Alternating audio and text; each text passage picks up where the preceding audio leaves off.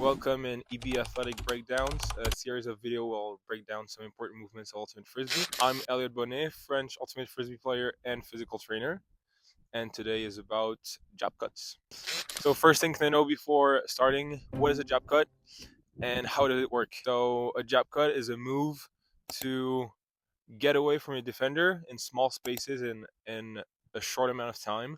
You can see a lot of handlers doing this in the handler space or first of the stack moves.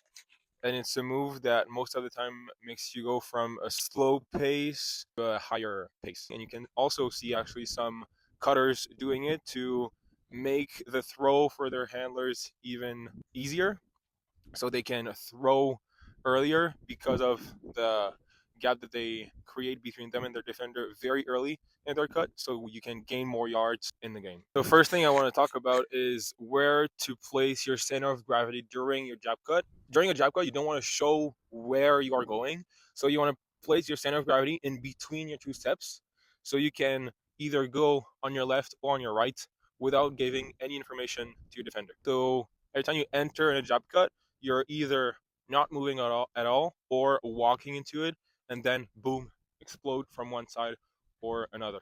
To create this gap, you can also stand tall and then go low on your steps and explode. This is something that Jack Williams and John Randolph, for example, does very well. It's like being nice and tall, completely get your defender fall asleep and then explode.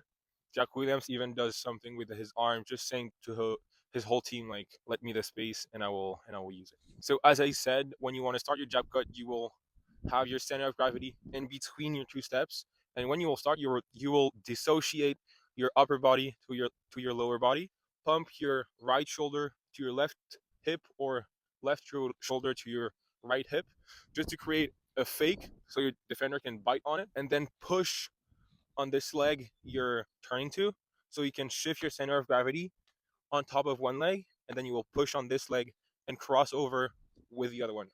The other one that I call the outside leg, and this one that I will call your inside leg. So the one you have your center of gravity on top of it, and then you push and leave your jab cut. So I was talking about Jack Williams, who's using his arms to slow down the pace of his team and then do his move and use the space. But you can also use the momentum and cuts of your other teammates to make your defender bite even more in your fake. So, for example, if I have one teammate going deep, I can just jab cut and use this momentum so my defender can believe in it even more and then go under and use the space. If this video is helping you out, then try Elliot's sprinting, jumping, and cutting videos all now in our premium library. So head on over and register there, links below. By the way, anybody that comes into the premium library now gets weekly film school courses where we share these tips and tricks on focused film work with game links and breakdowns. So join us there on our learning materials. And now back to the rest of the jab cut. Using your team for your jab cut could be also knowing the strength of your handlers, of your throwers.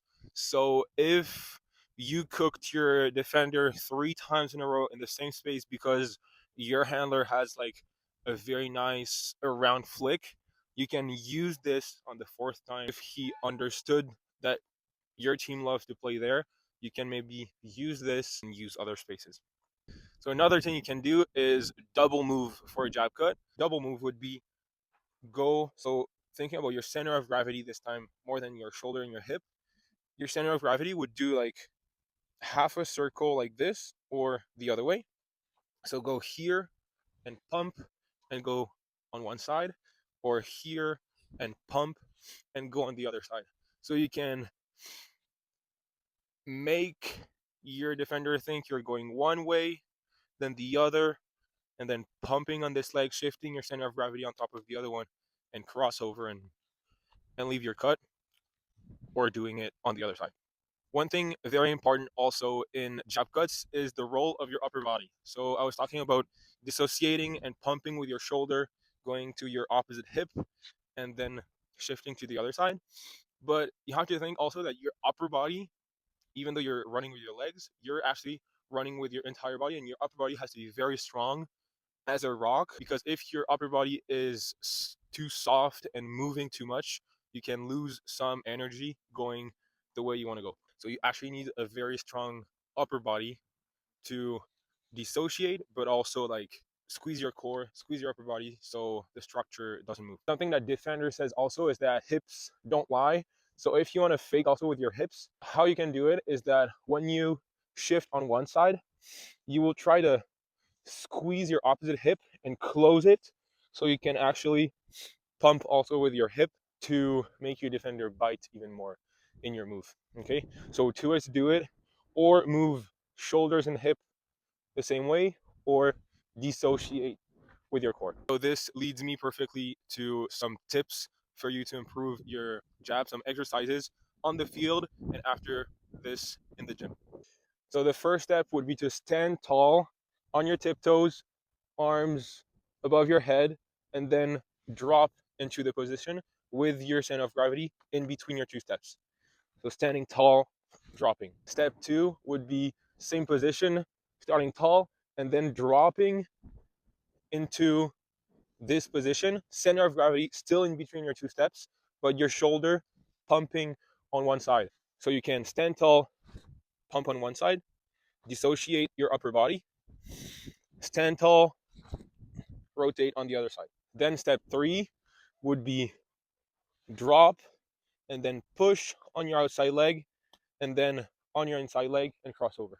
So stand tall, shift, stay here a few seconds, push on your left and then on your right. Same thing on the other side, standing tall, dropping, push right and then left. So last thing is about gym tips. So dissociation is very important. So you can in the gym do some exercises where you're training your core in full range of movement. So your core can bend forward, backwards, on the sides, but also rotate. You can also brace your core, so squeezing your abs and squeezing the whole structure. And this leads you to also the other way of training your core is anti movement. So trying to resist bending forward, backwards, and on the side, and resist to rotate. So with isometric movements. You will also have to work on strength and speed, so on power in general of your lower body. So you will need to be fast on your first steps so you can work on strength and speed in the gym, but also on the field with some sprints on 5 to 10 yards. So you can also work on upper body strength, on pushing and pulling vertically and horizontally to try to resist to the little moves that your upper body could do when you change of direction, when you do your jab, because this would make it a little bit less efficient. And last thing to say is about the hip. A lot of people has tight hips, so you can work on hip mobility, internal rotation, external rotation, and all the other ways to move your hip.